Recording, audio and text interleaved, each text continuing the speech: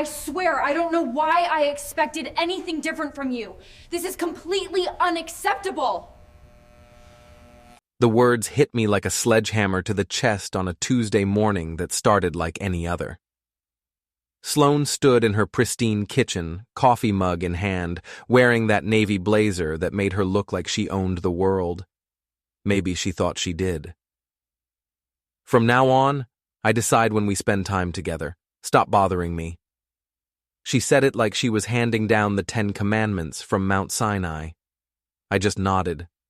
I'd learned that nodding was safer than sarcasm, though my brain was already crafting a dozen responses that would have made her storm out. The apartment felt smaller suddenly, like the walls were closing in on both of us. "What does that mean exactly?" I asked, setting down my own mug on the granite countertop she'd insisted we install last year. The sound echoed in the silence that followed. "It means I'm tired of you expecting me to be available whenever you want attention. I have a career, Jake.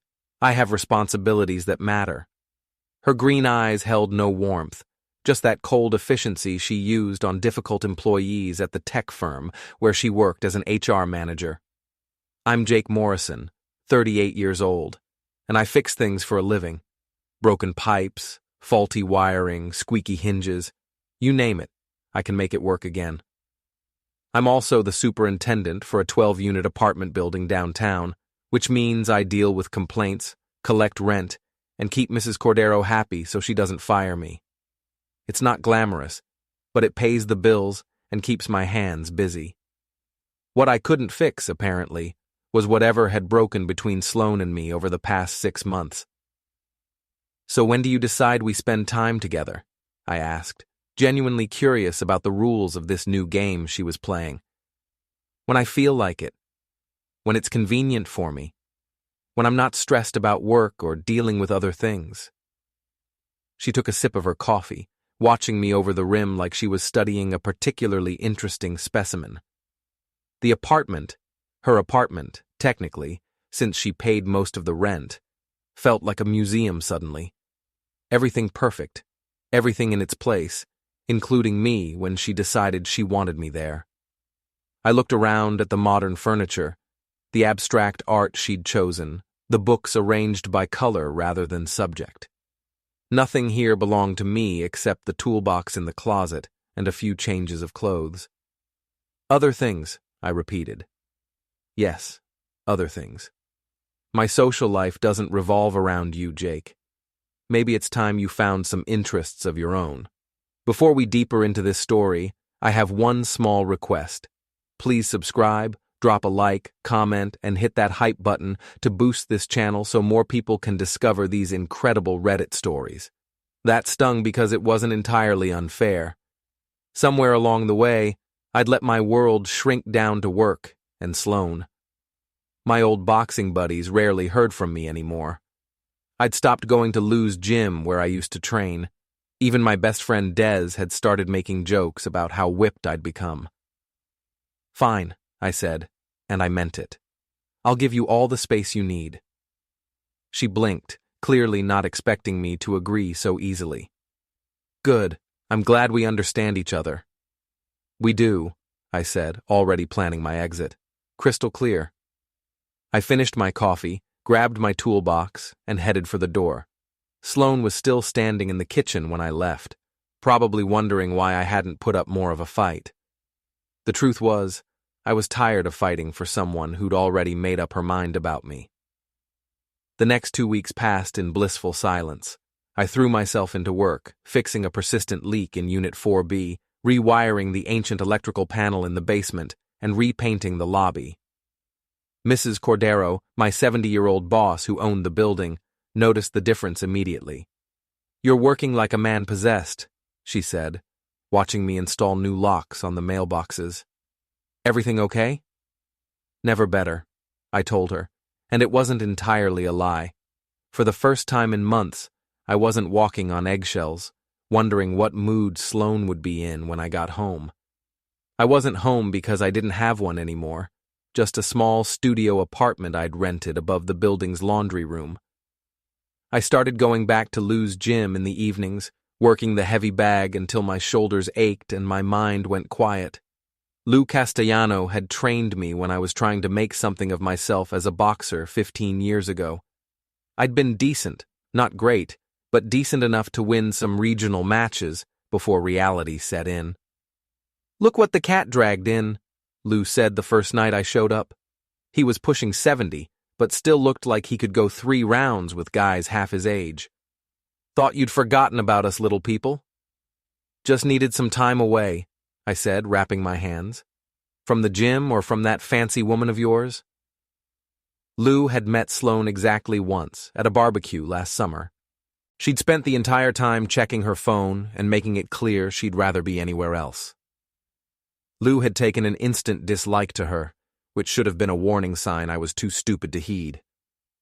"Both," I admitted. "Smart man.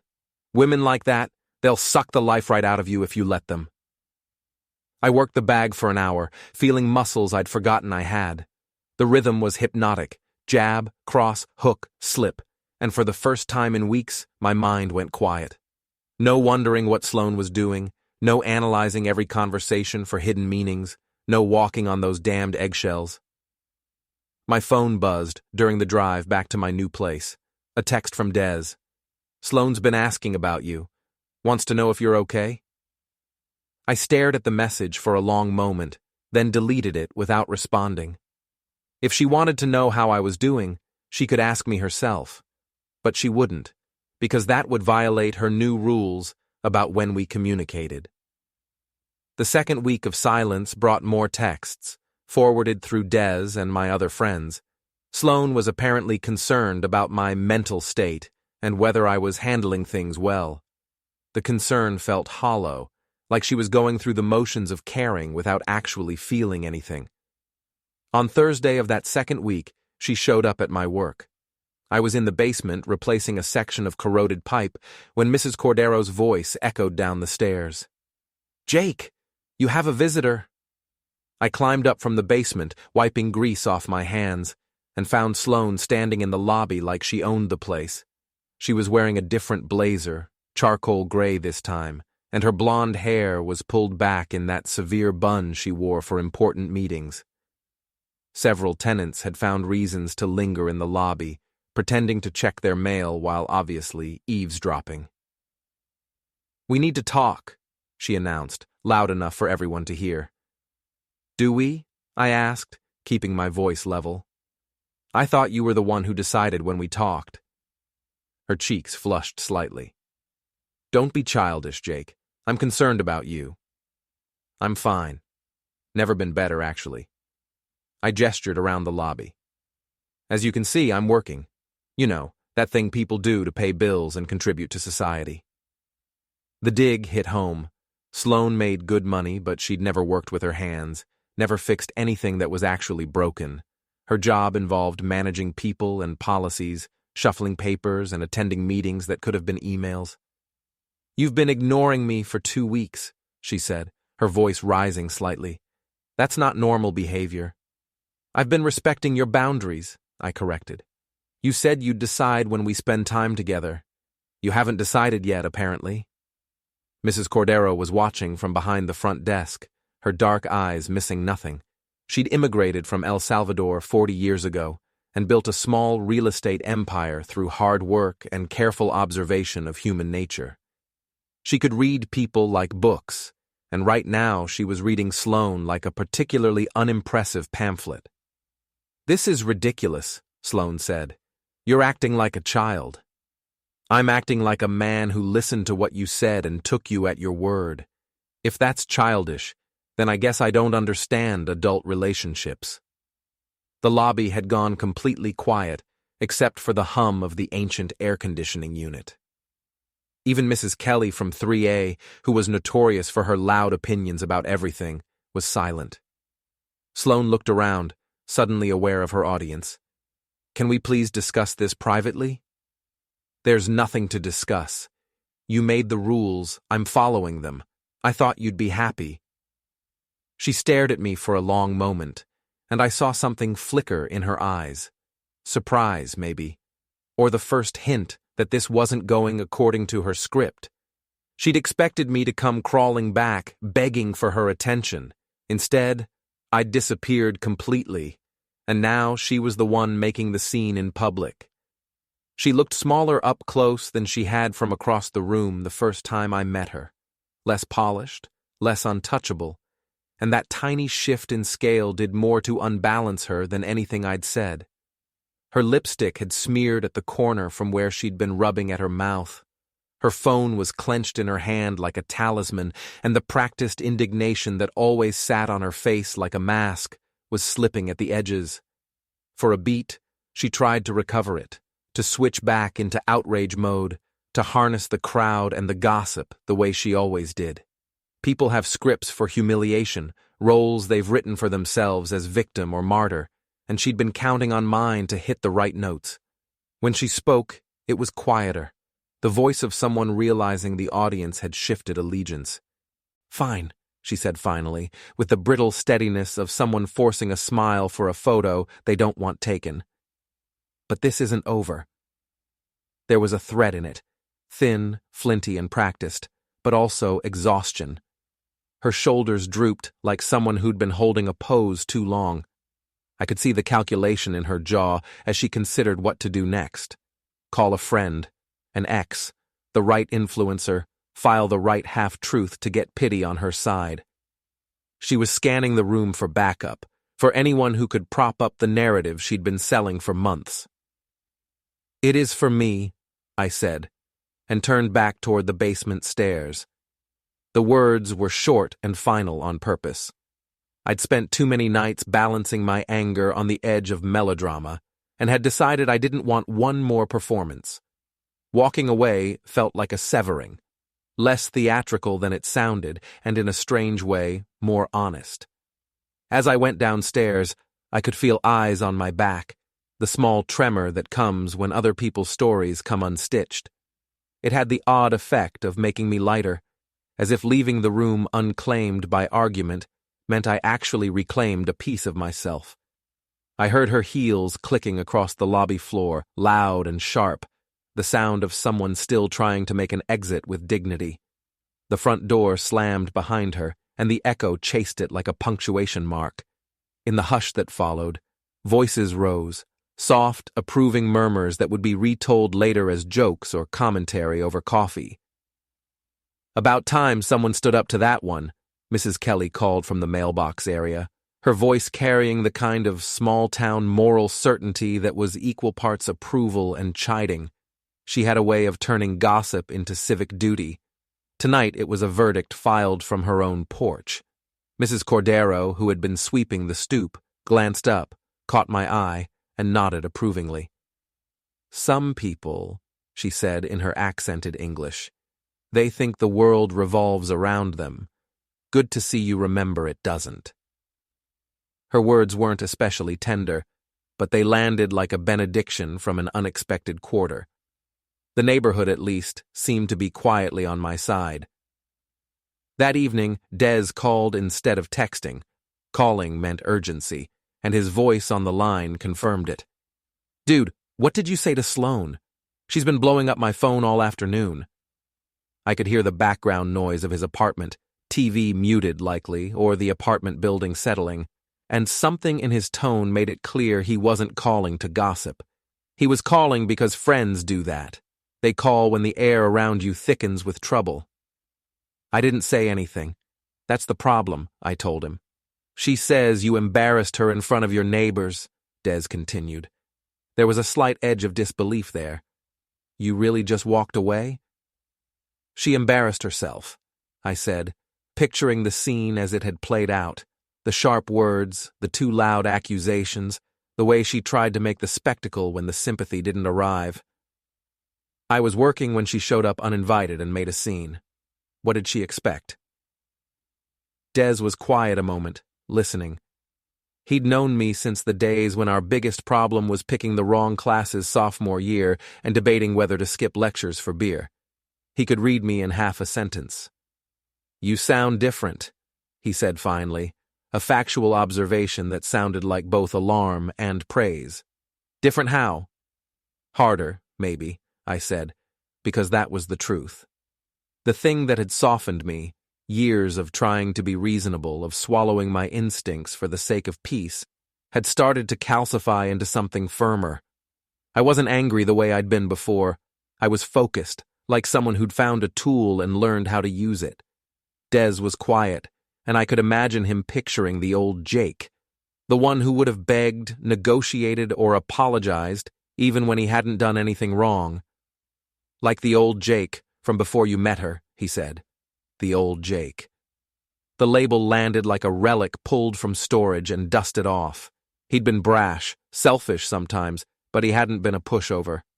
In the years after, I traded that edge for patience, for compromise, telling myself it was the price of marriage. It turns out the price had been too high. Maybe that's not a bad thing, I said, surprising myself with how little nostalgia the memory summoned. Maybe not, Des agreed, careful. There was a caution in his voice now. He'd seen people get consumed when they swung too far in the other direction. But be careful, man. Sloane's been talking to people, asking questions about you. I think she's trying to figure out your angle. My angle? I repeated, an involuntary laugh escaping. The absurdity of the phrase hit me, the idea that by leaving, by refusing the scene, I was somehow orchestrating an elaborate ploy. She can't believe you just walked away, Des said.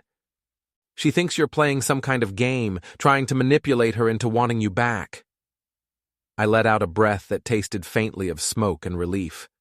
There was a ridiculousness in that accusation, me, the unassuming one, being accused of cunning. The only game I'm playing is the one where I take her at her word and leave her alone. If that's manipulation, then I guess I'm guilty. Just watch your back, Des said, voice lower now. She's not the type to let things go quietly. The last line landed with the weight of a warning I couldn't ignore. It stitched itself into the fabric of the night, a stitch I would feel tug at the corners of my thoughts. Sloane wasn't someone who accepted a closed chapter. She preferred sequels, remakes, and reruns, where she stayed center stage. If she truly believed she'd been humiliated, she would double down, call friends, ghostwrite versions of events, or weaponize other people's memories to reconstruct herself as victim. That night, lying in the quiet of my apartment, I found that the echoes of the lobby and the hush of Mrs. Kelly's voice lingered. I thought about the people who'd nodded when she left, the soft alliances that make up neighborhood politics, the way ordinary witnesses can become unlikely allies. I thought about Des's caution and the way it made my skin prickle, not from fear so much as from alertness. I didn't go back to her.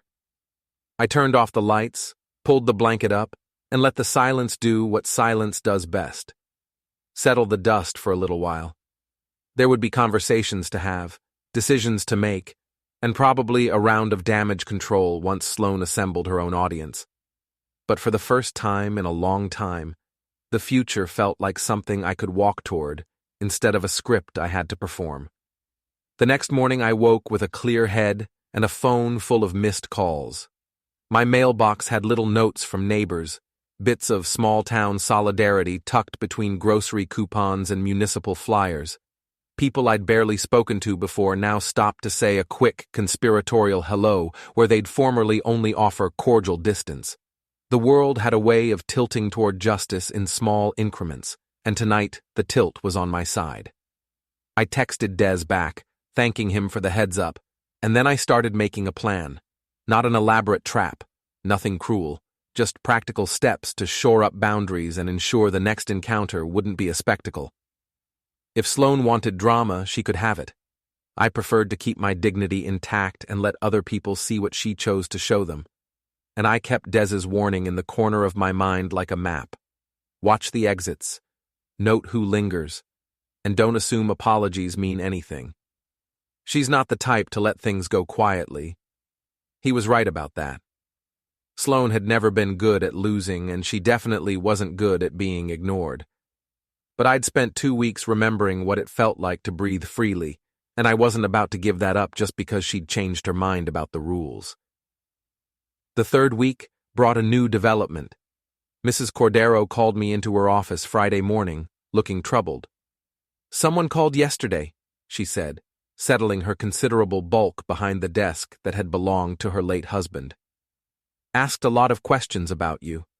About your work, your reliability, your mental state." "What kind of questions?" "Whether you'd been acting strangely. Whether I'd noticed any changes in your behavior. Whether I felt safe having you around the building."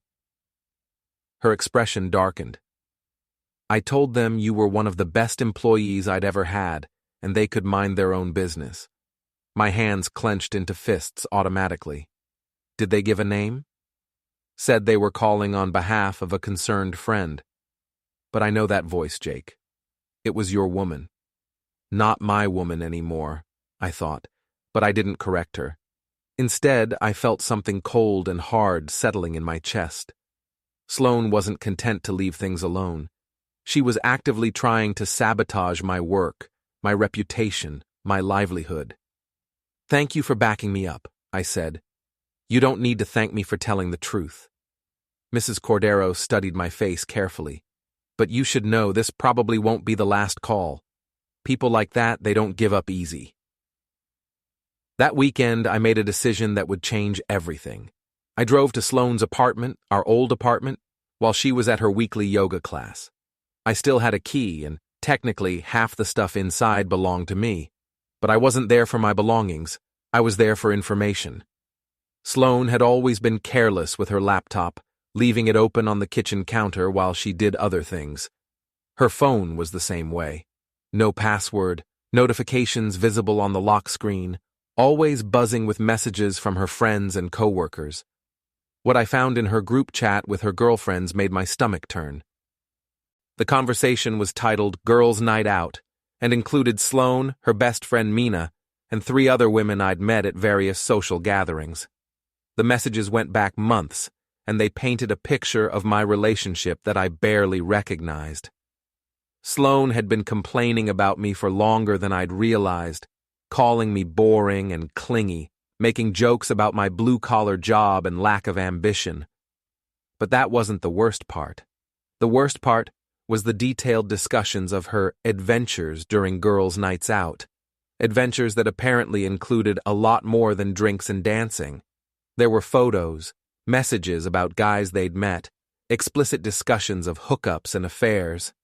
Sloane had been cheating on me for months, and her friends had been cheering her on, treating it like some kind of game. One name kept appearing in the messages: Elliot.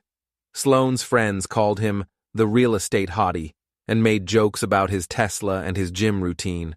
From the messages, it was clear that Sloane had been seeing him regularly, and that her recent demand for space was really about making more time for her affair. I took screenshots of everything, my hands shaking slightly as I scrolled through months of betrayal and lies. Then I put the laptop back exactly where I'd found it and left the apartment, locking the door behind me. The drive back to my place was a blur. I felt like I was seeing everything clearly for the first time in months. Sloane's sudden coldness, her new rules about when we could spend time together, her concern about my mental state, it all made perfect sense now. She'd been building a narrative where I was the unstable ex-boyfriend who couldn't handle rejection, while she was the successful career woman who'd outgrown her blue-collar mistake. But now, I had the real story, documented in her own words, and I was going to make sure everyone else saw it too. I spent Sunday planning. Not some elaborate revenge fantasy, but a careful, methodical approach to exposing the truth. Sloane wanted to play games? Fine. But she was about to learn that I was better at them than she'd ever imagined. The old Jake might have confronted her directly, might have shouted and made threats and given her ammunition to use against me. But the new Jake, the one who'd been forged in 2 weeks of silence and strengthened by hours at the gym, had a different approach in mind. If Sloane wanted to decide when we interacted, then our next interaction was going to be entirely on my terms, and it was going to be one she'd never forget. Monday morning brought the first phase of my counterattack. I called in a favor from Tony Ricci, a guy I'd known since high school who now worked as a private investigator. Tony owed me for some plumbing work I'd done at his office, and he was the kind of guy who understood that sometimes you needed information more than you needed it legally. I need you to find out everything you can about a guy named Elliot, I told him, over coffee at Murphy's Diner. Real estate agent, drives a Tesla, works out religiously. This about your woman troubles? Tony asked, stirring sugar into his coffee. Former woman troubles. And yeah. Tony nodded. He'd been through 2 messy divorces himself, so he understood the landscape. What kind of information are you looking for? Everything. Where he lives, where he works, who he's involved with besides Sloane. I want to know his routine, his weaknesses, his pressure points. You planning to do something stupid? I'm planning to do something smart. There's a difference. Tony studied my face for a moment, then shrugged. Give me 3 days. While Tony worked his magic, I focused on phase 2, documenting everything. I started keeping a detailed log of every interaction with Sloane, every phone call, every text message. I also began building a file of her attempts to sabotage my work and reputation. The second call to Mrs. Cordero came Tuesday afternoon. This time, the caller claimed to be from a tenant advocacy group investigating complaints about building management. Mrs. Cordero was less polite this time. I told them where they could stick their advocacy, she informed me afterward. But Jake, this is getting serious.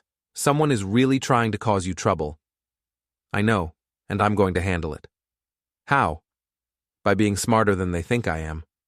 Wednesday brought the first direct confrontation.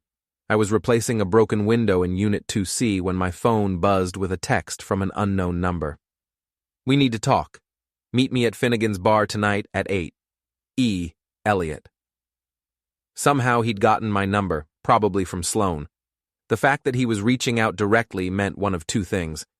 Either he was trying to intimidate me, or Sloane had convinced him I was a threat that needed to be managed. I showed up at Finnegan's 15 minutes early and positioned myself at the bar where I could watch the entrance.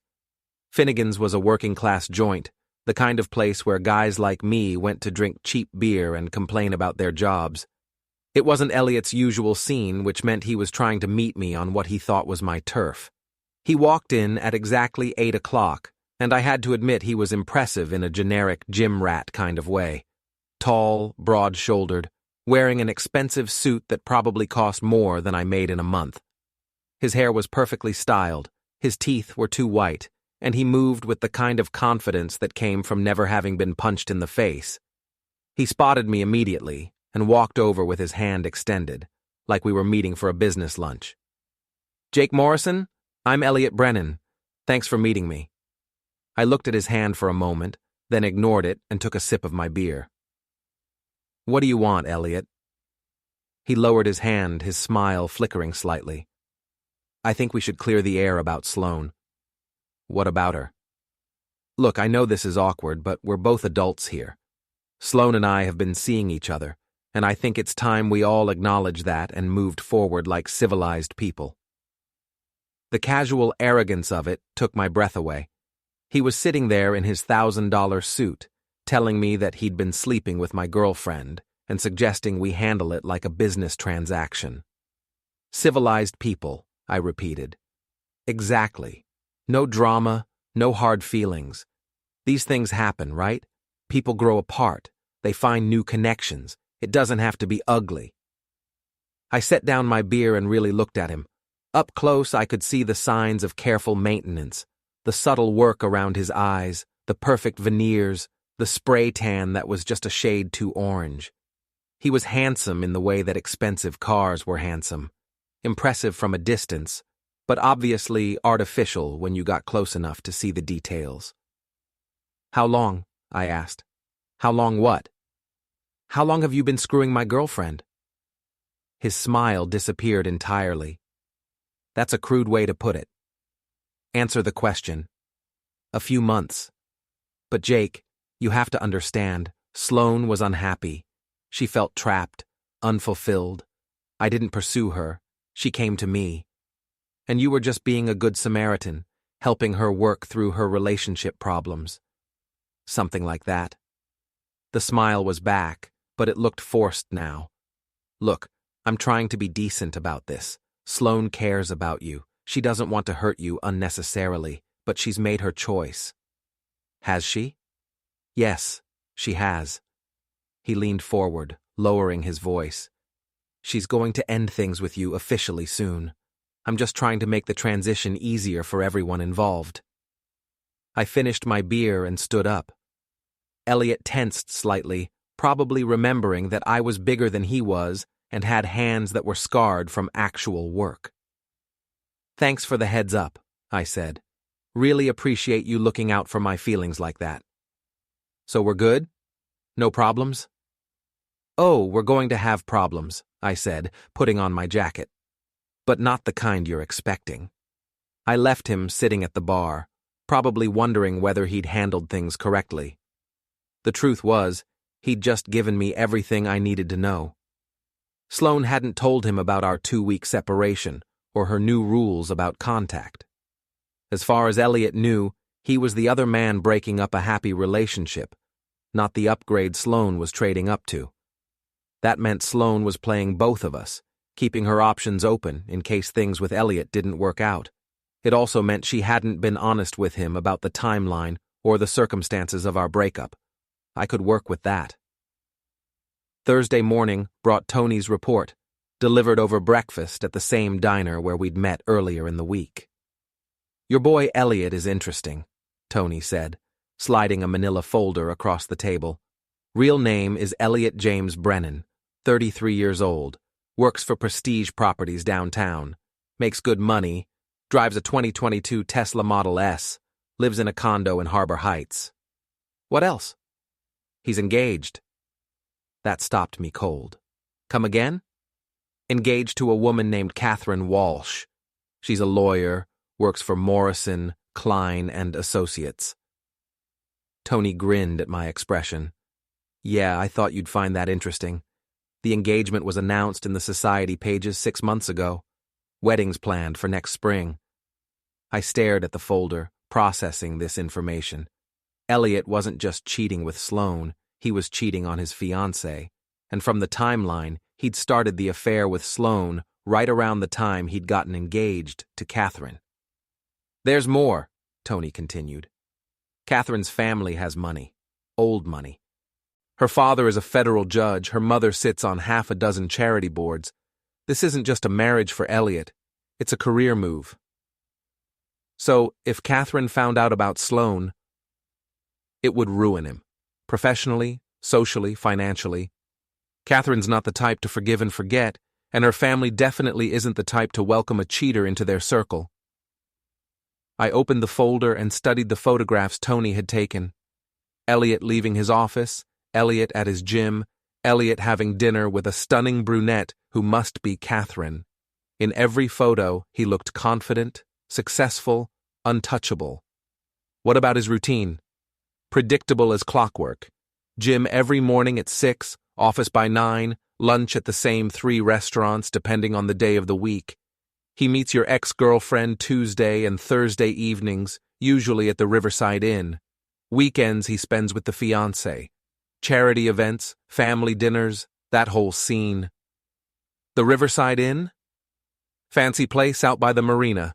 They have a restaurant, but they also rent rooms by the hour if you know how to ask. Very discreet, very expensive. I closed the folder, my mind already working through the possibilities. Elliot thought he had everything under control. Successful career, wealthy fiancé, exciting affair on the side. He was living a double life, and he was arrogant enough to think he could manage both sides indefinitely. But double lives were fragile things. All it took was the right pressure in the right place, and everything could come crashing down. What are you thinking? Tony asked. I'm thinking Elliot's about to learn that actions have consequences. You want some advice? Sure. Be careful. Guys like him, they have resources. Money, connections, lawyers. If you're going to make a move, make sure it's one he can't recover from. I nodded, already planning my next steps. Elliot had made a crucial mistake in reaching out to me directly. He'd shown me his hand, revealed his weaknesses, and given me the moral high ground. Now I just had to figure out how to use all of that information to maximum effect. The answer came to me Friday evening, while I was working out at Lou's gym. I was hitting the heavy bag, working through my frustrations, when I noticed a familiar face across the room. Derek Chen, one of Elliot's gym buddies, was doing bicep curls and chatting loudly about his weekend plans. Derek was a real estate agent too, though not as successful as Elliot. He was also a gossip who loved being the center of attention, especially when he had juicy information to share. I'd seen him at the gym before, but we'd never spoken directly. That was about to change. I finished my workout and positioned myself at the water fountain where Derek would have to pass on his way out. When he approached, I made sure to be struggling with the fountain, cursing under my breath about the broken mechanism. "Need some help?" Derek asked, exactly as I'd hoped he would. "Thanks, man. This thing's been acting up all week." I stepped back, letting him try the fountain. "You're Derek, right? I've seen you around." "Yeah, Derek Chen. You're the boxer, right? Lou's always talking about your left hook." "Former boxer.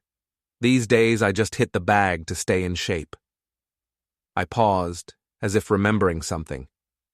"Hey, don't you work with Elliot Brennan, guy with the Tesla?"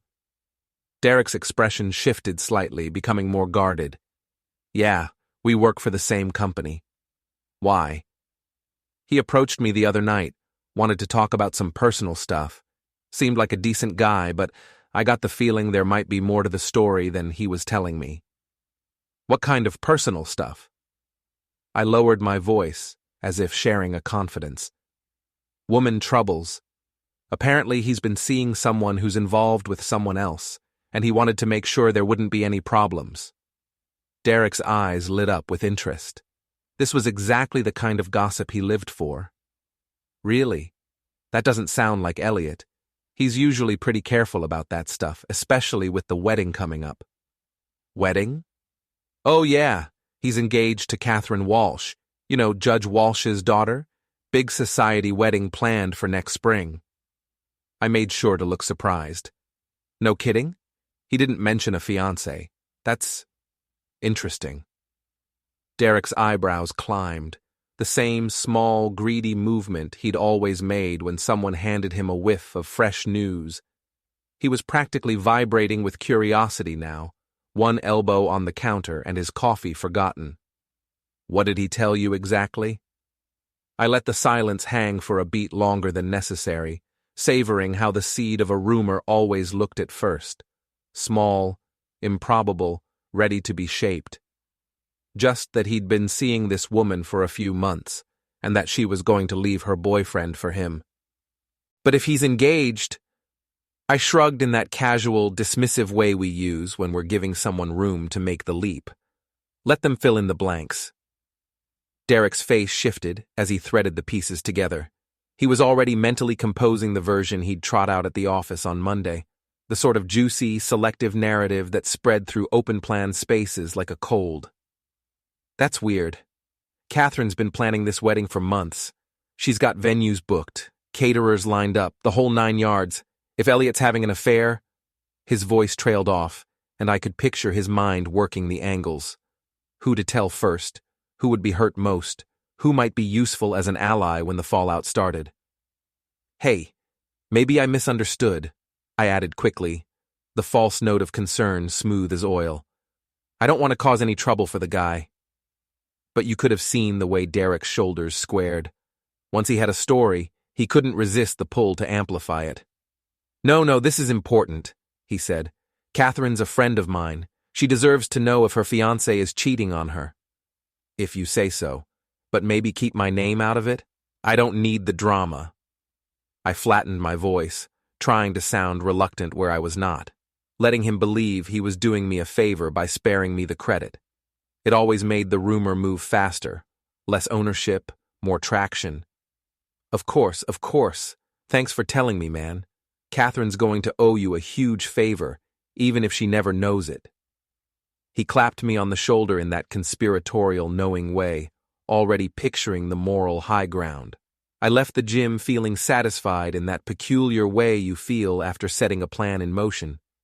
The small, private warmth of having nudged the world into the path you wanted. Derek would handle the rest, feeding the whisper to his cocktail of coworkers and weekend real estate mixers. Within a week, rumors about Elliot's affair would be circulating through the same social circles where he was trying to build his reputation. The charity brunches, the client dinners, the property investor breakfasts. Reputation is a fragile architecture. You knock one supportive column and the rest trembles. But that was just the opening move. The real game was the long one, the one that required patience and a cold heart. Elliot had been confident, too confident, thinking his furtive hotel rendezvous and selective silences could be stitched neatly into his public image. He had no idea how quickly the threads could be pulled. Saturday night, I drove out to the Riverside Inn to see the scene of the crime for myself. Tony had described it in clinical detail, upscale, discreet, something designed for clients who preferred transactions without witnesses. The inn had that cultivated opacity, frosted windows, valet attendants with polite smiles, a lobby that smelled faintly of citrus and linen, designed to make secrets feel normal. I parked across the street and sat in the car for a while, letting the dark and the idle engine be a buffer between me and the heat of wanting to act. That half hour of waiting is always the same. The world stretches out thin and elastic, full of possibility.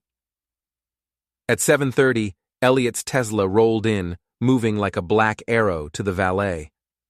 At 7:45, Sloane's BMW followed, glossy and deliberate. They slipped through the inn's revolving doors together, the kind of synchronized entrance lovers stage when they think no one they know will ever see. They disappeared into the hotel together, and I felt the familiar cold hardness settling in my chest. But this time, the sensation wasn't pure outrage. Anger was there, a steady ember, but something edged through it. Anticipation. I felt the satisfaction of setting a trap that didn't require my hands to be visible, of letting other people's choices make them small. Sloane and Elliot thought they were so clever, so sophisticated, conducting their affair in expensive hotels, tasting the heady illusion of secrecy. They had built a tiny private empire on borrowed time. They had no idea their carefully constructed double lives were about to collide in spectacular fashion. Not because I'd shout from the roof, but because I was putting their actions into a frame where the rest of the world could see them on their own terms. I started the engine and drove home, the Riverside Inn disappearing into the wet blur of taillights. The drive back gave me time to refine the cadence of the plan in my head. Derek's gossip would prime the circle, a few well-placed questions at the office would make Elliot nervous, and then the social arena would do the rest.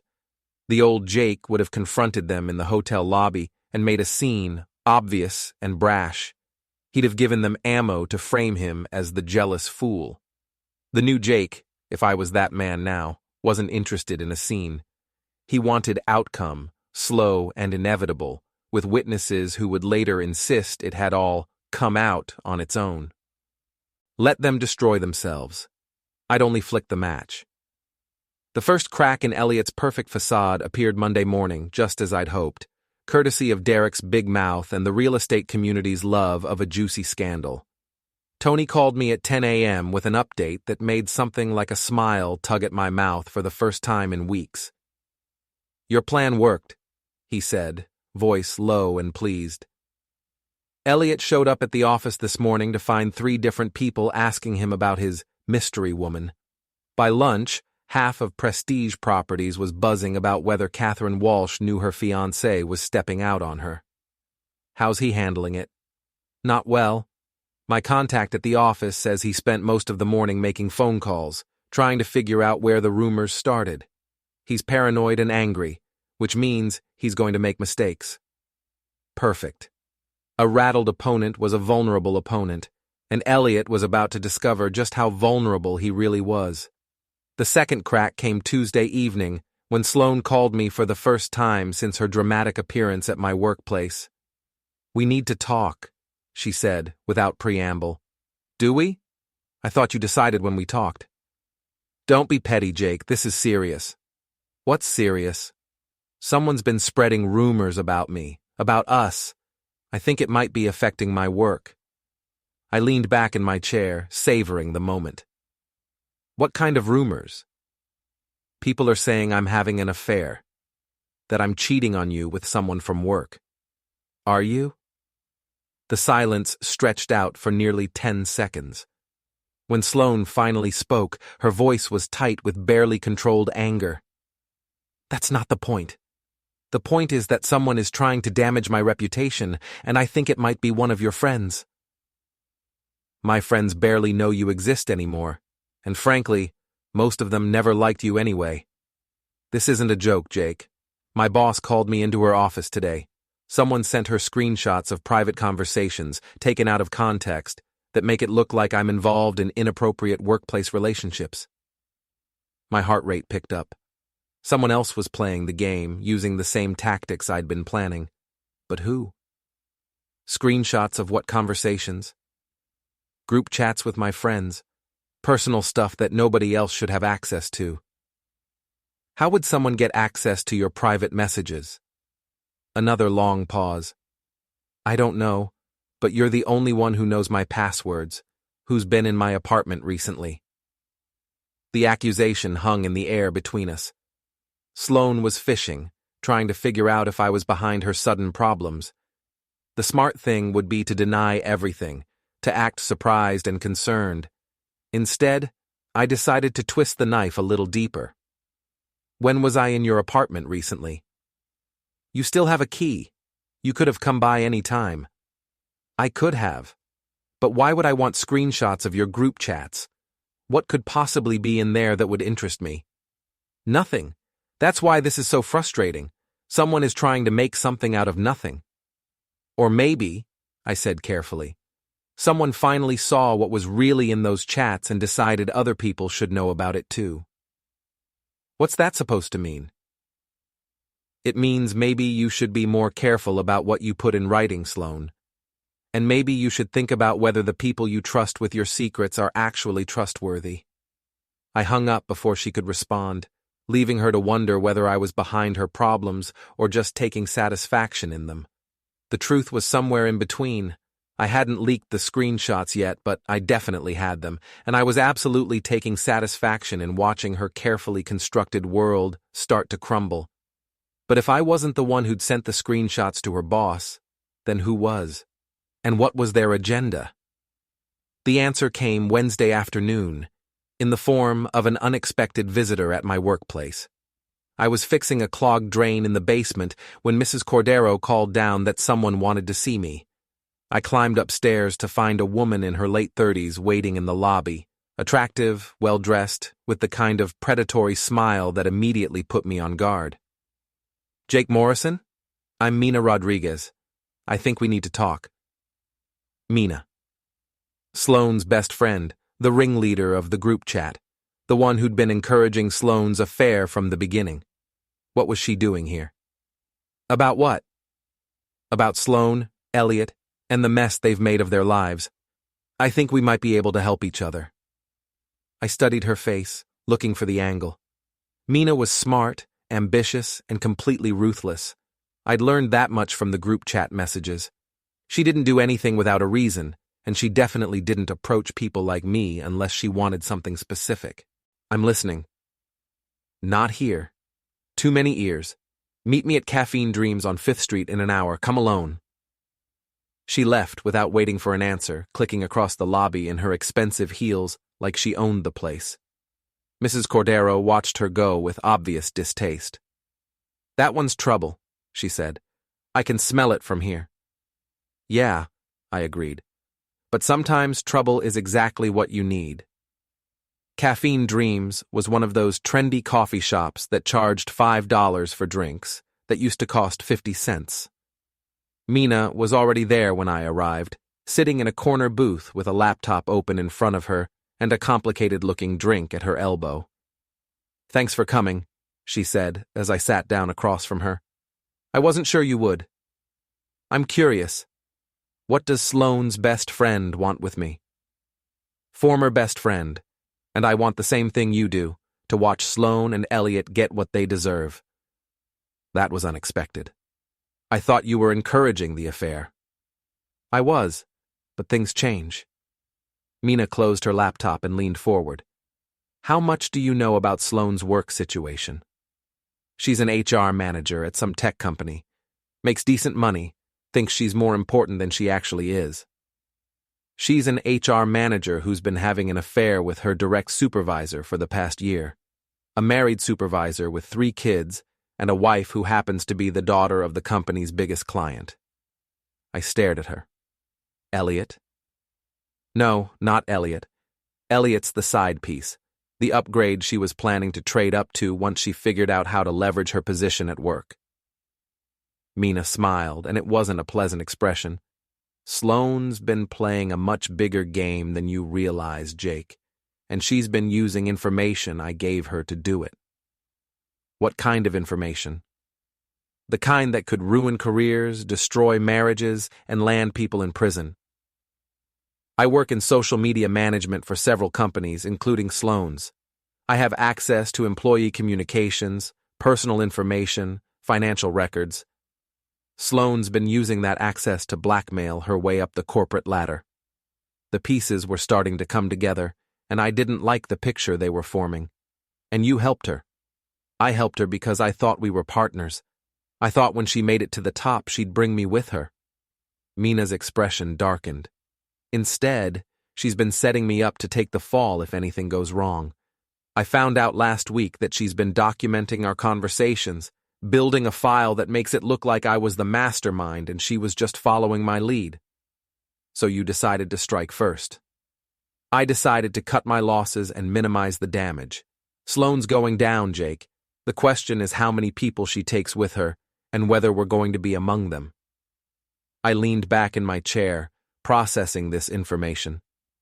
Mina was offering me an alliance, but alliances with people like her came with a price. What exactly are you proposing? I have evidence of everything Sloane's been doing, the affairs, the blackmail, the corporate espionage. I also have evidence of Elliot's double life, his affair with Sloane, his lies to his fiancée, his involvement in some questionable real estate deals that his future father-in-law probably wouldn't approve of. And you want to what? Leak it all to the press? I want to orchestrate their destruction in a way that protects both of us and ensures they can't recover from it. Sloane's made a lot of enemies, Jake. People who would love to see her brought down, but who need someone else to light the fuse. What's in it for you? Revenge. And survival. If I don't act first, Sloane's going to throw me under the bus to save herself. At least this way, I control the narrative. I studied her face, looking for tells. Mina was smart, but she was also desperate. Desperate people made dangerous allies, but they also made effective weapons if you knew how to aim them correctly. How do I know you won't do the same thing to me that Sloane did to you? Because you have nothing I want, and I have nothing to gain by betraying you. We're both victims of Sloane's manipulation. The difference is, I have the tools to fight back, and you have the motivation to see it through. She was right about that. I did want to see Sloane and Elliot brought down, and I was willing to work with questionable allies to make it happen. What did you have in mind? Mina smiled and reopened her laptop.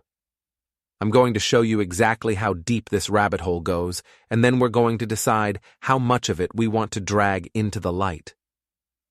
For the next hour, Mina walked me through a web of corruption, manipulation, and betrayal that made my head spin. Sloane hadn't just been cheating on me. She'd been running a sophisticated operation that involved corporate espionage, blackmail, and fraud.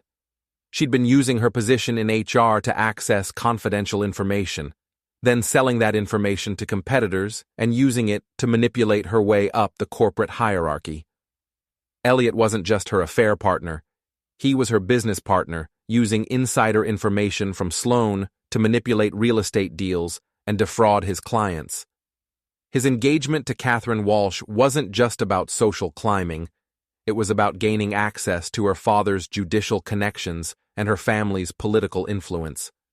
And Mina had been documenting all of it, building a comprehensive file that could destroy both of them completely. Why? I asked when she finished her presentation. Why help them do all this? Because I thought I was going to profit from it. Sloane promised me a partnership, a way out of my going-nowhere job and into real money. Instead, she's been using me as her fall guy, setting me up to take the blame when everything inevitably collapsed. And now you want revenge. Now I want justice. There's a difference. Maybe there was, maybe there wasn't. But as I looked at the evidence Mina had compiled, I realized that I didn't really care about her motivations. What mattered was that she had the power to destroy the people who had been destroying me, and she was willing to share that power. What do you need from me? I need someone who can't be traced back to me when this all comes out. Someone with a legitimate grievance against both Sloane and Elliot, who has reason to want them exposed. Someone who can deliver the information to the right people without implicating me in how it was obtained. A fall guy. A hero. The wronged boyfriend who uncovered his cheating girlfriend's crimes and brought them to justice. I had to admit, it had a nice ring to it. And it wasn't entirely inaccurate. I was the wronged boyfriend, and Sloane and Elliot were criminals who deserved to be exposed. When do we start? We already have. By the time we're done, Sloane and Elliot won't just be humiliated. They'll be unemployed, unmarriageable, and possibly imprisoned. And everyone will know exactly what kind of people they really are. I shook Mina's hand, sealing our alliance. It felt like making a deal with the devil, but sometimes the devil was the only one offering you what you needed. As I drove home that evening, I thought about how much my life had changed in the past few weeks. A month ago, I'd been a simple guy with a simple job, trying to make a relationship work with a woman who'd already checked out. Now I was part of a conspiracy to destroy two people who'd thought they were smarter than everyone around them. The old Jake would have been horrified by what I was planning. The old Jake believed in fairness, in second chances, in taking the high road even when other people took the low one. But the old Jake was gone, replaced by someone harder, smarter, and infinitely more dangerous. Someone who understood that sometimes the only way to get justice was to take it yourself. Sloane and Elliot had made the mistake of thinking I was weak, that I would accept whatever scraps they decided to throw me. They were about to learn just how wrong they'd been. The war was about to begin, and I intended to win it. The first shot in our war against Sloane and Elliot came Thursday morning, delivered with surgical precision to maximum effect. Mina had spent the night preparing a comprehensive dossier of evidence, organizing it into separate packages for different recipients. The beauty of her plan was its simplicity. We weren't going to destroy our targets all at once, but piece by piece, watching them scramble to contain each new revelation while the next one was already being prepared. The key, Mina explained over breakfast at a diner across town from both our usual haunts, is to make them react emotionally instead of strategically. Panicked people make mistakes, and mistakes create opportunities for more damage. She slid a manila envelope across the table. This goes to Catherine Walsh's father, Judge Walsh. It contains documentation of Elliot's affair with Sloane, including hotel receipts, text messages, and photographs. But more importantly, it contains evidence of the real estate fraud he's been committing using insider information from Sloane's company. I opened the envelope and scanned the contents. The evidence was damning and professionally presented, like a prosecutor's case file. How did you get all this? Sloane's been documenting everything, thinking she was building leverage over Elliot. She never imagined someone else might get access to her files. Mina smiled coldly. She always was too trusting with her passwords. What about the second package? That goes to the CEO of Sloane's company. It details her affair with her supervisor, the blackmail scheme she's been running, and the corporate espionage she's been conducting with your boyfriend Elliot. I've included financial records showing unexplained deposits in her bank account and communications proving she's been selling confidential information to competitors. I hefted the second envelope, impressed by its weight. This will destroy her career. It'll do more than that. Corporate espionage is a federal crime, Jake. She's looking at serious prison time if they decide to prosecute. And you're sure this can't be traced back to you? Positive. I've been very careful about how I accessed and copied this information. As far as anyone will be able to tell, it came from an anonymous whistleblower who had legitimate access to the files. I studied her face, looking for any sign that she was lying or holding something back. Mina was smart enough to have an exit strategy, and I needed to make sure that strategy didn't involve throwing me under the bus when things got complicated. What's your endgame here, Mina? What happens after Sloane and Elliot are destroyed? I disappear. New city, new job, new identity if necessary. I've been preparing for this possibility for months. She leaned forward, her expression serious. What about you? What's your plan for after? I go back to my life. Fix things that are broken, collect rent, mind my own business. Just like that? Just like that. She looked skeptical, but didn't push the point. The deliveries need to happen simultaneously, so they can't warn each other or coordinate their responses. I'll handle Judge Walsh. I have a contact in his office who can make sure the package reaches him directly. You handle Sloane's CEO. How? Walk into the corporate headquarters. Ask to speak with him privately about a serious matter involving employee misconduct. Don't give details to anyone else. Just insist it's urgent and confidential. CEOs take that kind of thing seriously, especially when it involves potential legal liability. I nodded, already mentally rehearsing my approach. When? Today. This afternoon. I want them both to receive the information at roughly the same time, so they're dealing with the fallout simultaneously. We finished our breakfast and went over the plan one more time. It felt almost surgical in its simplicity. A neat, cruel little mechanism that relied on timing rather than violence, on exposure rather than confrontation. We checked the details like people double-check parachute straps, what would go into each envelope, which evidence needed redaction and which needed to be left raw, which phone numbers would ring and when. The goal was to create a synchronous implosion. Two reputations collapsing in tandem, no obvious suspect, and no easy way to spin the narrative back into their favor. It was simple, direct, and devastating. We talked about contingencies. What if one of them was in a meeting? What if security intercepted the package? What if someone recognized me and asked questions? Tony grinned as he walked me through the worst-case scenarios, treating every problem like a puzzle he wanted to solve. His confidence was contagious. By the time we split, the edges of my nerves had smoothed into a focused steel. By evening, both Sloane and Elliot would be facing career-ending scandals, and they'd have no idea how it had happened or who was responsible. That thought made the ride to the office feel less like a commute and more like the walk to a ring. The anticipation hummed just under my skin, the way it does before the bell rings. All that preparation and ritual condensed into a single moment where everything either worked or it didn't. As I drove toward Sloane's corporate headquarters, the city slid past in a strip of glass and neon, stoplights, taxis, mirrored facades. I felt a mixture of anticipation and nervousness that reminded me of the moments before a boxing match. It was athletic in its own way, a controlled adrenaline, an awareness of every muscle and breath. My hands tightened on the steering wheel at the same time they moved with calm purpose. All the preparation was done, the strategy was set, and now it was time to execute. The headquarters of Synergy Solutions rose from the street like a promise, a gleaming glass tower in the downtown business district, the kind of building designed to impress clients and intimidate competitors.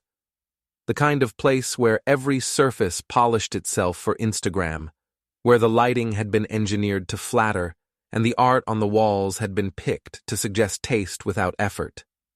I'd never been inside, though Sloane had described it often enough in my presence, not realizing how obedient my ears had been. I took a moment to look up at the building from street level, noticing the way sunlight fractured across the panes, how the mirrored heights seemed to multiply the sky. The lobby would be a performance space, bright, neutral, and full of people who rehearsed their best faces for pitch meetings and investor visits. My manila envelope under my arm felt absurdly domestic against that modern backdrop, but it was heavy enough to make me aware of its presence, the same way a legal brief weighs on the mind when you know what it contains. The lobby was all marble and chrome, with a massive reception desk staffed by two young women who looked like they'd been hired as much for their appearance as their qualifications. They moved with the precise, neutral smiles companies train for, affable without being warm, efficient without being invasive. I smoothed my jacket and approached the desk with my most professional demeanor, the manila envelope tucked securely under my arm like evidence and intent combined.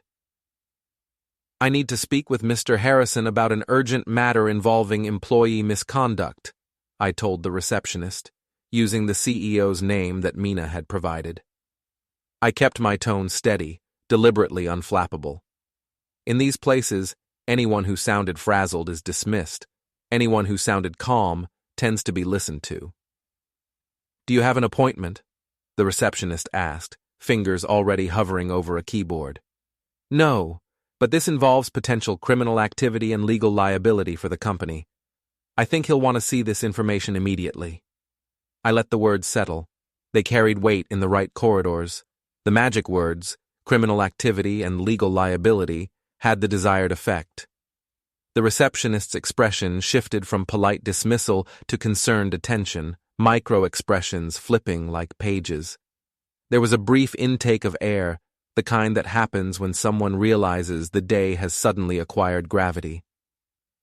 "May I ask your name and the nature of your relationship to the company?" she inquired, professional armor reassembling itself. "Jake Morrison. I'm not an employee, but I have information about activities that could seriously damage the company's reputation and expose it to federal prosecution." I offered my card as if it were a small piece of corroboration. She picked up her phone and spoke in low, urgent tones to someone on the other end. Her voice was efficient, and the quick choreography of her actions made me feel oddly privileged, like opera with a velvet rope. After a brief conversation, she hung up and looked at me with new respect. "Mr. Harrison's assistant will be down in a moment to escort you upstairs. Please have a seat." The invitation was crisp, the kind a skyscraper gives when the machinery of corporate control decides to engage. I sat in one of the leather chairs arranged around a coffee table loaded with business magazines, watching the flow of employees through the lobby. People in tailored suits passed, coffee cups in hand, their shoes whispering on the marble. The lobby smelled faintly of citrus and high-end disinfectant. A barista kiosk in the corner dispensed cold brew into mason jars for the interns who tried too hard. These people had no idea that their company was about to be rocked by scandal, that one of their HR managers was alleged to be a criminal who'd been using her position to commit fraud and espionage. They moved with the same purpose as ants on a mission, small narratives colliding, unaware that one of their own threads was about to be yanked. In a few hours, that would change. The news would spread through the building like wildfire, and everyone would be wondering how they'd missed the signs, how someone like Sloane had been able to operate under their noses for so long. The irony was delicious. A workplace that prized control and image had no idea that its carefully maintained facade could be punctured by a simple, well-timed delivery. "Mr. Morrison?" I looked up to see a middle-aged woman in a conservative business suit approaching me. She had the efficient, no-nonsense air of someone who'd been managing executives for decades. "I'm Patricia Collins, Mr. Harrison's executive assistant. He can see you now." I followed her to a private elevator that whisked us up to the top floor of the building. The executive suite was even more impressive than the lobby, with panoramic views of the city and artwork that probably cost more than I made in a year. Mr. Harrison's office was a corner suite that could have housed a small family. The man himself was in his 60s, silver-haired and impeccably dressed, with the kind of presence that commanded attention and respect. He stood up from behind his massive desk as I entered, extending his hand in greeting. "Mr. Morrison, I understand you have some serious concerns about one of our employees." "Yes, sir. I have evidence of criminal activity involving Sloane Patterson in your HR department. Corporate espionage, blackmail, and fraud." His expression grew grave. "That's a very serious accusation. What kind of evidence?" I handed him the envelope. "Financial records, communications, documentation of her activities over the past year. I think you'll find it's comprehensive and disturbing." He opened the envelope and began scanning the contents, his expression growing darker with each page. After several minutes of silence, he looked up at me with a mixture of anger and concern. "Where did you obtain this information?"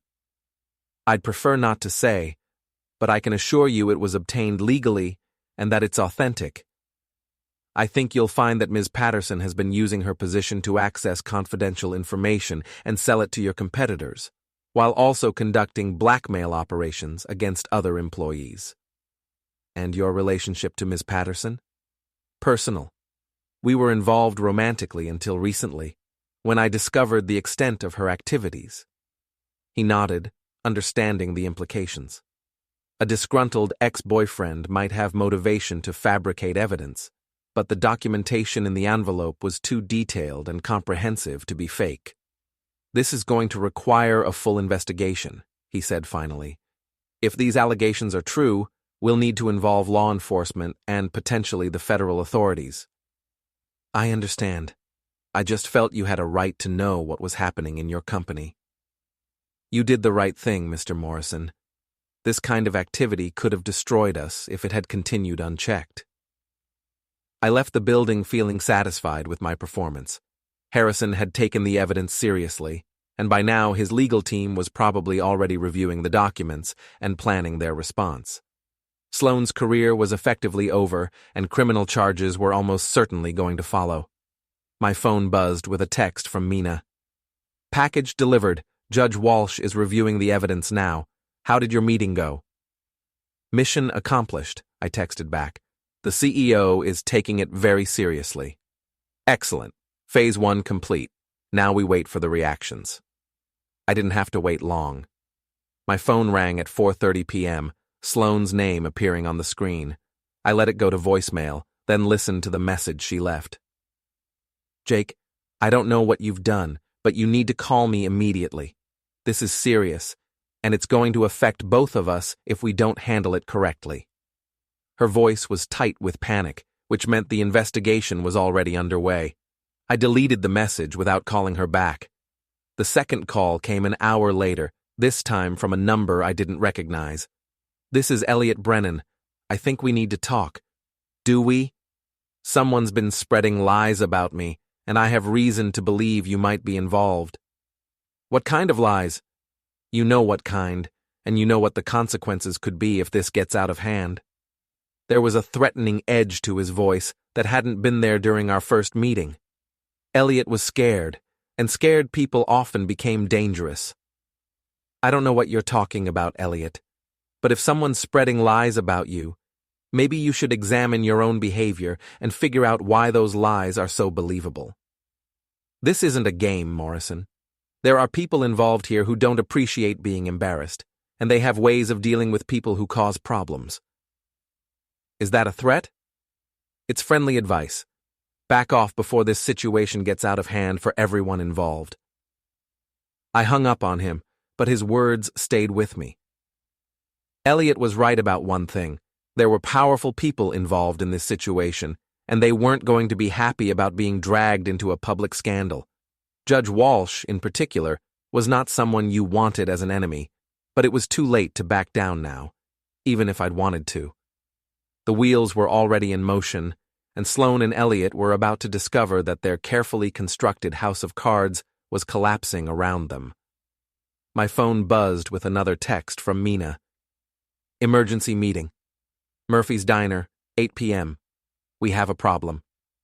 I arrived at the diner to find Mina already there, looking more rattled than I'd ever seen her. She'd chosen a corner booth in the back, away from other customers, and had positioned herself where she could watch both the entrance and the back exit. "What's wrong?" I asked as I slid into the booth across from her. Elliot's not going down quietly. He's hired a private investigator to find out who's behind the leaks, and he's putting pressure on Judge Walsh to make this go away quietly. Can he do that? Judge Walsh is a federal judge, Jake. He has a lot of influence, and he's not going to want his daughter's engagement to become a public scandal if he can help it. There's a chance he might try to bury this whole thing to protect his family's reputation. That wasn't what I'd expected to hear. What about Sloane's situation? Can her company bury that too? No, that's different. Corporate espionage is a federal crime, and there are too many people involved for it to be covered up quietly. Sloane's going down no matter what, but Elliot might be able to weather this if he's smart about how he handles it. I felt a surge of frustration. The idea that Elliot might escape consequences while Sloane took the full hit didn't seem fair, even though fairness wasn't really the point of this exercise. So, what do? We escalate. Make it impossible for Judge Walsh to cover this up. Force the story into the public eye where it can't be buried. Mina leaned forward, her expression intense. But that means taking bigger risks, and it means we might not be able to control the fallout. What kind of escalation? Media. I have contacts at several news outlets who would love to get their hands on a story about judicial corruption, real estate fraud, and corporate espionage. Once it's in the press, no one can make it disappear. I thought about the implications. Going to the media would certainly ensure that Sloane and Elliot couldn't escape the consequences of their actions, but it would also mean that the story would take on a life of its own. There would be investigations, interviews, and probably a lot of attention that I wasn't sure I wanted. What's the downside? Once this becomes a public story, we lose control of the narrative. Reporters will dig into everything, including our own backgrounds and motivations. They'll want to know how we obtained the evidence, why we decided to come forward, what our relationship is to the targets. And if they find out about our alliance, then we both become part of the story, instead of just the sources for it.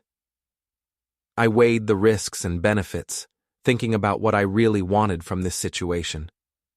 Revenge against Sloane and Elliot was part of it, but there was something else too, a desire to see justice done, to make sure that people who thought they were above consequences learned otherwise. Do it, I said finally. Contact your media friends. Let's make sure this story gets the attention it deserves. Mina smiled, and for the first time since I'd met her, it looked genuinely warm instead of calculating. I was hoping you'd say that. I've already drafted the press releases and prepared the evidence packages. By tomorrow morning, this story will be front-page news, and there won't be any way to make it disappear. As I drove home that night, I thought about how much my life had changed since Sloane had delivered her ultimatum about deciding when we spent time together. A month ago, I'd been a simple guy trying to make a relationship work. Now I was part of a media campaign to destroy two people who'd thought they were smarter than everyone around them. The old Jake might have felt guilty about what we were planning, but the old Jake was gone, replaced by someone who understood that sometimes the only way to get justice was to take it yourself, and to make sure that everyone was watching when you did. Tomorrow, Sloane and Elliot would wake up to find their names in the headlines, their crimes exposed for everyone to see, and they would finally understand that actions have consequences, even for people who think they're too smart to get caught, especially for people who think they're too smart to get caught. Friday morning brought the media storm we'd been orchestrating, and it exceeded even Mina's expectations. The story broke simultaneously across 3 major news outlets, each with a different angle but all focusing on the web of corruption connecting Sloane Patterson, Elliot Brennan, and the powerful families they'd been manipulating. The local newspaper led with "Corporate Espionage Scandal Rocks Tech Firm," detailing Sloane's theft of confidential information and her blackmail operations within Synergy Solutions. The Business Journal focused on "Real Estate Fraud Scheme Involves Judge's Future Son-in-Law," exposing Elliot's use of insider information to manipulate property deals. The investigative news website went with Power Couples Criminal Conspiracy, connecting all the dots between corporate crime, judicial influence, and high society corruption. I read all 3 articles over coffee at Murphy's Diner, savoring every detail. The reporters had done their homework, following the evidence trails that Mina had provided and uncovering additional connections we hadn't even known about. Elliot's fraud went back years, not months, and involved several prominent families who'd trusted him with their real estate investments. Sloane's corporate espionage had affected at least 4 major companies, costing them millions in lost competitive advantage. My phone started ringing at 7 a.m. and didn't stop.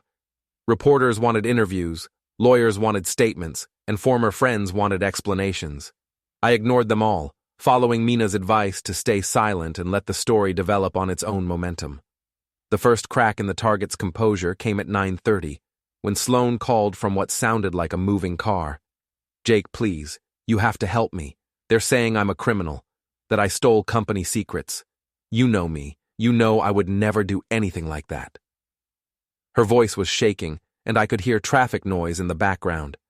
She was probably driving around aimlessly, trying to figure out how her world had collapsed so quickly. "Do I know you, Sloane? Because the woman I thought I knew wouldn't have been cheating on me for months while planning to destroy my reputation and career. That's different. That was personal. This is about my livelihood, my freedom. They're talking about federal charges, Jake. Prison. Maybe you should have thought about that before you decided to become a criminal. I never meant for it to go this far. It started small, just using information I had access to anyway. But then it grew, and I couldn't stop it without admitting what I'd already done. It was the closest thing to an admission of guilt I was likely to get from her, and I found myself recording the conversation on my phone's voice memo app. "What do you want from me, Sloane? I want you to tell them that I'm not the person they're making me out to be, that I made mistakes, but I'm not some criminal mastermind." "But you are, aren't you? You've been running a sophisticated operation for over a year, stealing corporate secrets, blackmailing coworkers, manipulating everyone around you. That sounds like a criminal mastermind to me. Please, Jake. I know I hurt you. I know I made terrible choices. But I don't deserve to go to prison for this. What you deserve isn't really up to me anymore. You made your choices. Now you get to live with the consequences." I hung up on her, feeling a mixture of satisfaction and something that might have been pity. The woman who'd been so confident about controlling when we spent time together was now begging me for help, and it was too late for either of us to change what was coming. The second call came from Elliot an hour later, and his approach was entirely different. "You son of a bastard. You think you're clever, don't you?" "I think I'm a guy who got tired of being lied to and manipulated. You have no idea what you've done. The people you're messing with, they don't just roll over when some blue-collar nobody tries to embarrass them. Is that what I am? A blue-collar nobody? That's exactly what you are, and when this is over, you're going to wish you'd stayed in your lane." "My lane? You mean the lane where I fix things that are broken while you steal from people who trust you?" "I never stole anything. I used information that was freely available to make smart investments. Information that your criminal girlfriend stole from her employer and sold to you. That's called conspiracy, Elliot. And when they connect all the dots, you're looking at the same federal charges she is. We'll see about that. Judge Walsh has connections you can't imagine, and he's not going to let some nobody destroy his daughter's future. Judge Walsh is probably more concerned about his own reputation right now. Having a criminal for a son-in-law isn't exactly good for a federal judge's career prospects." The line went quiet for a moment, and when Elliot spoke again, his voice had lost some of its bluster. "What do you want? Money? I can make this worth your while to back off. I want you to face the consequences of what you've done, both of you. That's not going to happen. I have resources, connections, lawyers. You're just some handyman with a grudge. We'll see." I hung up on him too, but his words bothered me more than Sloane's had. Elliot was right about having resources and connections, and desperate people with power were dangerous in ways that desperate people without it weren't. My concerns proved justified when Tony Ricci called me an hour later with disturbing news. Jake, you need to be careful. Word on the street is that some very unhappy people are looking into your background, trying to find leverage to use against you. What kind of people?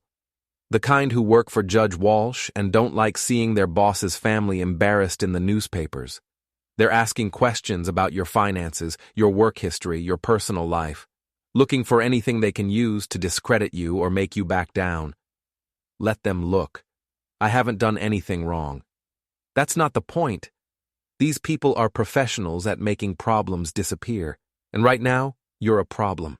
They don't need you to have done anything wrong. They just need to create enough doubt about your credibility to make the story go away.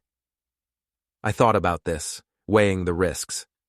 Going up against Sloane and Elliot was one thing, but taking on a federal judge and his network of powerful allies was something else entirely. What do you recommend? Document everything, every conversation, every threat, every attempt at intimidation. If they're going to come after you, make sure you have evidence of it.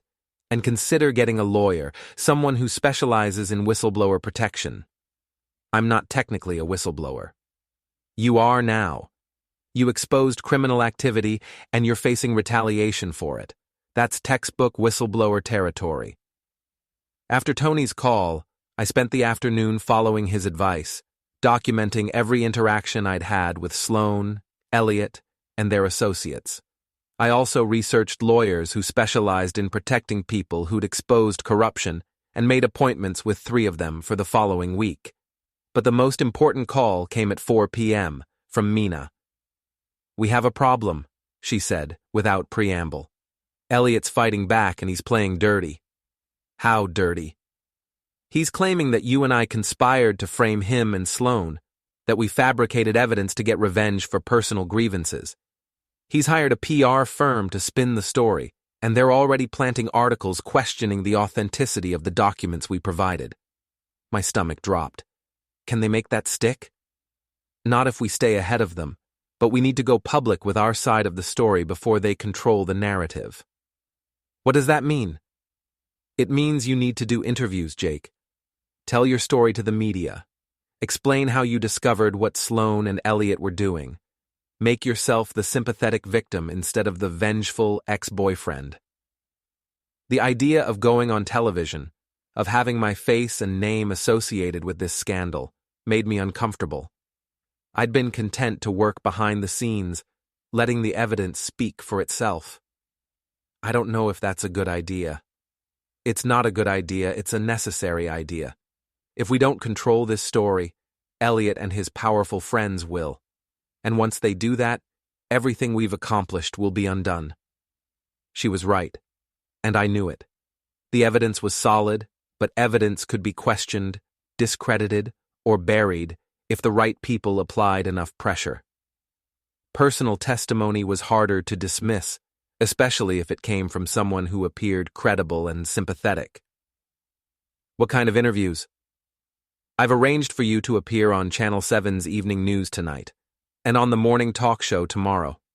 Just tell your story honestly, how you discovered Sloane was cheating, how you found evidence of her criminal activities, how you felt obligated to report it to the authorities. What about our alliance? Do I mention you?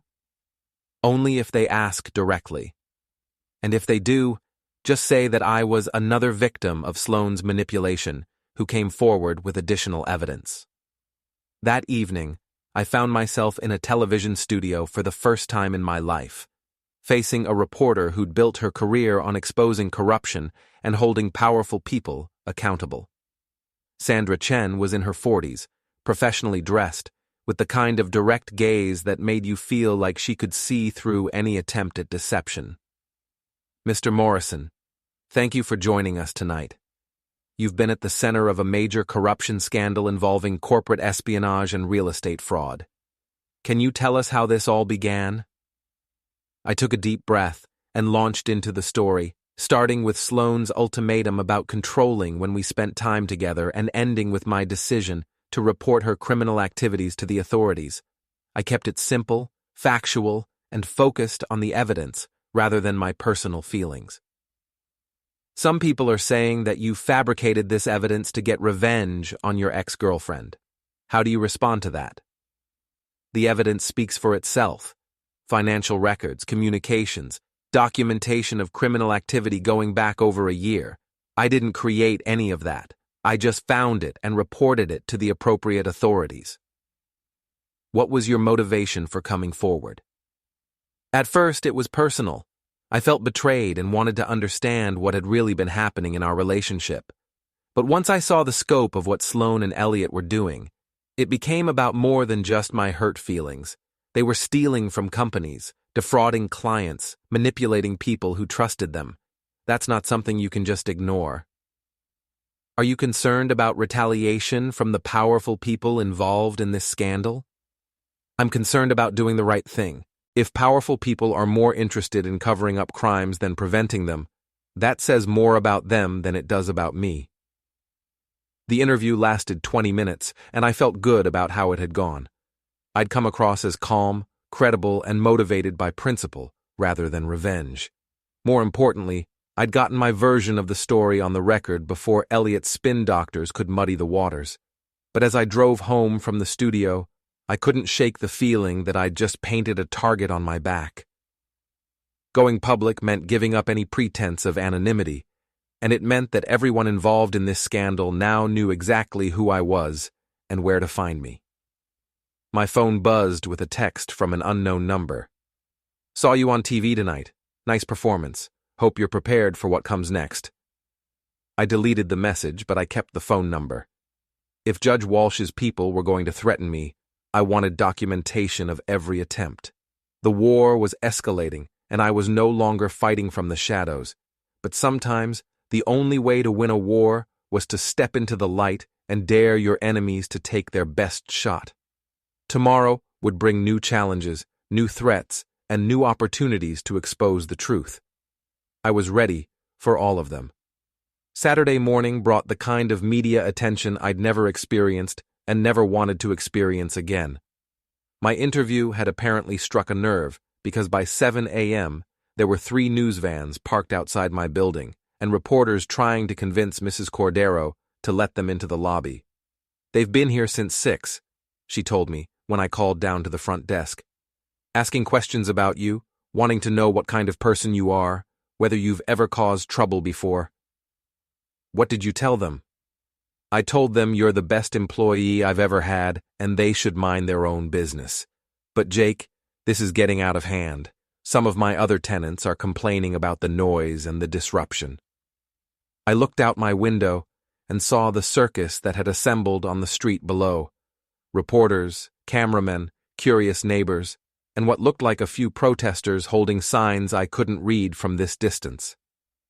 I'll handle it, I told her. How? By giving them what they want, so they'll leave everyone else alone. I called Mina and told her about the situation. She'd been expecting it and already had a plan. Don't go downstairs yet. I'm sending a car to pick you up in the back alley behind the building. We're going to do this right. Controlled environment, friendly interviewer. Your message delivered exactly the way we want it. Where are we going? Channel 12's weekend morning show. The host is sympathetic to whistleblowers, and she's already seen the evidence we provided. This will be your chance to tell the complete story without interruption.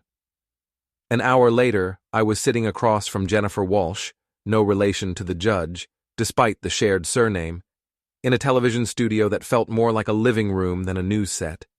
She was younger than Sandra Chen, with a warmer demeanor that made the whole experience feel more like a conversation than an interrogation. Jake, yesterday you revealed evidence of a major corruption scandal involving corporate espionage and real estate fraud. Today, the people you've accused are fighting back, claiming you fabricated evidence to get revenge on your ex-girlfriend. Let's start with the basics. How did you first discover what was happening? I told the story again, but this time I had more time and space to include details. I explained about finding the group chat on Sloane's laptop, about discovering her affair with Elliot, about realizing that their relationship was built on more than just personal attraction. You mentioned finding financial records that showed unexplained deposits in Ms. Patterson's bank account. How did you gain access to that information? Sloane and I lived together for over a year. We shared household expenses, and she often asked me to help her organize her financial documents. I had legitimate access to her records as her domestic partner. And you discovered evidence of corporate espionage during this process? I discovered communications between Sloane and several competitors of her company, along with payments that corresponded to the dates of those communications. It became clear that she was selling confidential information and using her position in HR to gather intelligence on her employer's business strategies. What about Elliot Brennan's involvement? The communications showed that Elliot was using information from Sloane to manipulate real estate deals. He would learn about companies planning to relocate or expand, then buy properties in those areas before the information became public. When the deals were announced, he would sell the properties at significant profits. That's insider trading in the real estate market. Exactly. And it's not just unethical, it's illegal. He was defrauding his clients and manipulating markets using stolen information. Jennifer leaned forward, her expression serious. Jake, you've made some very powerful enemies by coming forward with this information. Judge Walsh, Elliot's future father-in-law, is a federal judge with significant influence. Are you concerned about retaliation? Of course I'm concerned, but I'm more concerned about what happens if people like this are allowed to operate without consequences. Sloane stole millions of dollars worth of confidential information. Elliot defrauded his clients and manipulated real estate markets. If we don't hold them accountable because they have powerful connections, then what's the point of having laws at all? Some people are questioning your motives, suggesting that this is really about getting revenge on an ex-girlfriend who left you. Sloane didn't leave me. I left her after I discovered she was cheating and lying to me, and yes, I was angry about that. But the evidence I've provided isn't about our personal relationship. It's about criminal activity that hurt a lot of people who had nothing to do with our breakup. What do you say to critics who argue that you obtained this evidence illegally? I say they should look at the evidence itself rather than trying to discredit the messenger. Financial records, communications, documentation of criminal activity spanning over a year. Either that evidence is authentic or it isn't. Either those crimes were committed or they weren't. How I discovered the evidence is less important than what the evidence proves. The interview continued for another 15 minutes, covering the timeline of events, the scope of the criminal activity, and my decision to go public with the information. By the time it was over, I felt like I'd told my story as completely and honestly as possible. But as I left the studio, I knew that the real battle was just beginning. Elliot and his allies weren't going to give up easily, and they had resources I couldn't match. The question was whether the truth would be enough to overcome their money and influence. The answer came sooner than I expected, in the form of a phone call from Tony Ricci as I was driving home. Jake, you need to get somewhere safe, and you need to do it now. What's wrong? I just got word from one of my contacts in law enforcement. There's been a development in the case that changes everything. What kind of development? Elliot Brennan was arrested an hour ago on federal charges of wire fraud, money laundering, and conspiracy. The FBI raided his office, his home, and his bank. They found evidence that goes way beyond what you and Mina provided. This guy's been running criminal operations for years. I pulled over to the side of the road, trying to process this information. What about Sloane? She's been arrested too, but she's cooperating with the investigation. Apparently, she's been talking to federal prosecutors for the past week, trying to cut a deal by providing evidence against Elliot and his other associates. Other associates? That's the big news, Jake. This wasn't just about Elliot and Sloane. They were part of a larger network of people using insider information to manipulate markets and defraud investors. Judge Walsh's name is being mentioned in connection with the investigation. My hands were shaking as I held the phone. Judge Walsh is involved in the criminal activity? That's not clear yet, but at minimum, he knew about Elliot's activities and failed to report them. At worst, he was actively participating in the schemes and using his judicial position to protect the operation. What does this mean for me? It means you're no longer just a whistleblower. You're a key witness in a major federal investigation. And it means the people who were trying to discredit you are now facing their own criminal charges. I sat in my car for several minutes after Tony hung up, trying to absorb the magnitude of what was happening. What had started as a simple desire to expose my cheating ex-girlfriend had uncovered a massive criminal conspiracy involving some of the most powerful people in the city. My phone buzzed with a text from Mina. "Did you hear the news? We did it, Jake. We actually did it." But as I drove home through streets that looked the same as they had that morning, I didn't feel like celebrating. Sloane and Elliot were facing serious prison time, their careers and reputations destroyed forever. Judge Walsh was probably going to be forced to resign from the bench, his family's name permanently associated with corruption and scandal. I'd gotten my revenge, but it felt hollow somehow. The woman I'd once loved was going to prison, and while she deserved it, that didn't make it any less tragic. My phone rang as I pulled into the alley behind my building. It was a number I didn't recognize, but I answered it anyway. "Mr. Morrison? This is Agent Sarah Martinez with the FBI. We need to speak with you about your role in exposing the criminal conspiracy involving Sloane Patterson and Elliot Brennan." "Am I in trouble?" "No, sir. You're a hero. Your actions have helped us uncover one of the largest financial fraud schemes we've investigated in years. But we need your testimony to make sure all the guilty parties are held accountable." "What do you need from me?" "Everything. Your complete story, all the evidence you gathered, your interactions with all the people involved. This investigation is going to take months, and your cooperation will be essential to its success." As I walked up the back stairs to my apartment, avoiding the reporters who were still camped out front, I thought about how much my life had changed since that Tuesday morning when Sloane had told me she would decide when we spent time together. She'd been right about one thing. She had decided when we would see each other again. It would be in a federal courtroom, where she'd be wearing an orange jumpsuit instead of her expensive business suits, and where I'd be testifying about the crimes that had destroyed her life and the lives of everyone around her. The old Jake might have felt sorry for her, but the old Jake was gone, replaced by someone who understood that actions have consequences, and that sometimes the only way to get justice is to take it yourself. I opened my apartment door and stepped inside, finally alone for the first time in days. Tomorrow would bring new challenges, FBI interviews, media attention, legal proceedings that would probably drag on for years. But tonight, I was just Jake Morrison again, a guy who fixed things that were broken, who collected rent and kept his boss happy, who minded his own business and tried to do the right thing. The only difference was that now, when people asked me what I did for a living, I could tell them I was also the guy who brought down one of the biggest corruption scandals in the city's history.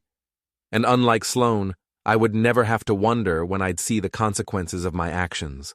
I was living with them every day, and I was finally at peace with what I'd done.